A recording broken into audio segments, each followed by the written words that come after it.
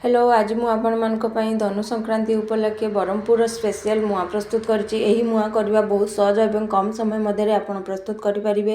एही मुआ को आपण घरे मध्य आपण करि परिबे आ मार्केट को जीवा को पड़िबो नै। चलंतु आमे रेसिपीटी को आरंभ करबा। एही रेसिपी पई सर्वप्रथम आमे एक मसला प्रस्तुत करबा। मसला रे मु एठी पान मधुरी गुटे चमच, इलायची बड़ इलायची खंडे, दालचीनी लवंग गोलमरिच ए सब को पकाई आमे कम आंचरे भाजी नवा 2 ରୁ 3 मिनिट पर्यंत। बेसी खर करिकी भाजवा नहीं नहले यहाँ मसलाटी पुड़ी जीव।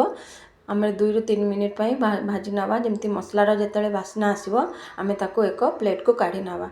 मसलाटी जिते ठंडा हो आम ताको दरदरा करके गुंड करनवा। बर्तमान आमर मसला प्रस्तुत हो गला।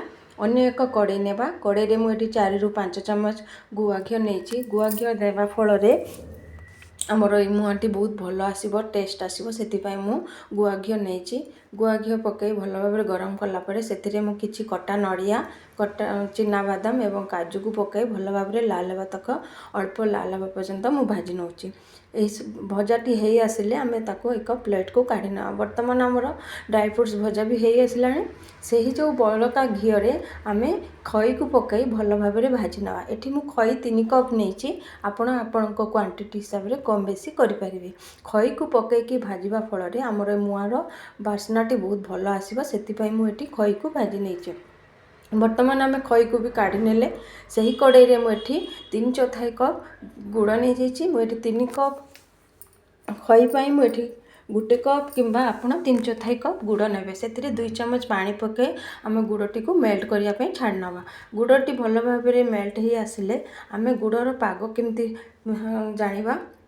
गुड़र पाग जिते बड़े भल है आसो आम एक पानी गिना नहीं जावा। पानी गिनारे आम ये गुड़र टिके ड्रप पकेवा। जदि आप हाथ को टेड़ा भला लगे ताहले आपण जानिबे जे गुड़ पागटी भल भाव हो आसलानी। बर्तमान देखंतु मो गुड़ पागटी हो आसलानी।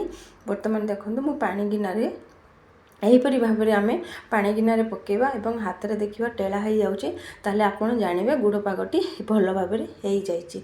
बर्तमान आमर गुड़ पागटी भल भाव हो जाइए।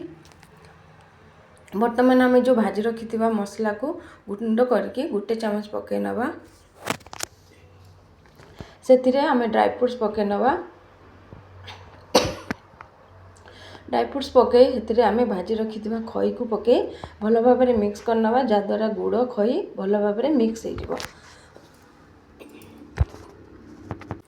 जहाद्वारा गुड़ खईटी भल भाव मिक्स हो। समय आम गैस टी को कम रखा। कम रखी गुड़ पागटी भल भाव मिसई नवा। बर्तमान आम मुआ को आम जो थे सेट करवा से आगुरी बटर पेपर पकई नहीं। से गुआ घी पकई चारिआडे स्प्रेड कर नहीं। ताऊपर आम कि नड़िया काजू बादाम पकई भल भाव सजे नहीं। ताऊपर आम यही मुआ को आम खई गुड़ पाग को आम से प्रेस करके आम रखी नवा। जी आम टाइट करवा से भल हम। तो से आम कौन करवा गोटे छोट ग्लास नहीं जावा।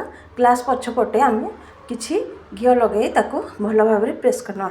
यहीपरी भाव आम भल भाव प्रेस करनवा एवं किछि समय ठंडा हाँवाई छाड़ नवा। जहाद्वारा आमर डिमोल्ड करने सहज हम। किंतु गरम अवस्था आम काढ़ा नहीं ना मुआटी आमर भांगी। बर्तमान आमर ठंडा हो जाइए। बर्तमान मु डिमोल्ड करनोची। केते इजिली बहुत सुंदर भाव में बाहरी जाइए एवं बटर पेपर काढ़ी नवा। बर्तमान आमर प्रस्तुत हो गला ब्रह्मपुर मुआ।